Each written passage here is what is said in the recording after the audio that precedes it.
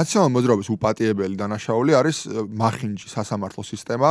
ნაციონალური მოძრაობა თავის დროზე მოვიდა დაპირებით, რომ სასამართლო რეფორმას ჩაატარებდნენ და გაუმჯობესებდნენ სასამართლო სისტემას, მას თავისუფლად გახდიან. მათ ეს არ გააკეთეს, სასამართლო სისტემა ჩვეულებრივ ემსახურებოდა სააკაშვილის ხელისუფლებას და ქართულ ოცნებამ ჩვეულებრივად შეინარჩუნა ეს სისტემა და რიგ ასპექტებში გაუარესა კიდეც, მათ დატოვეს მურუსიძე ჩინჩალაძის მართლა რეპრესიული სისტემა, რომელიც იყო ნაციონალური მოძრაობის დროს და ახლაც იგივე მოსამართლეები და იგივე სისტემა უკვე ჩვენზე და წინა ხელისუფლების წარმომადგენლებზე რეპრესიებს ატარებენ. ეს შევა მათ შემთხვევაში რაღაც კარმაზე ვილაპარაკოთ, მაგრამ იმიტომ შეცვალა ქართულ საზოგადოებამ ხელისუფლება, რომ ის არ მოწონდა.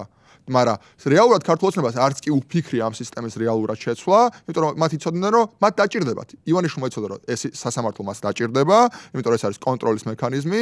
შესაბამისად, ის არც 2012 წელს და არც 2013 წელს რეალურად დემოკრატიის აშენებაზე ამ ქვეყანაში არ ფიქრობდა.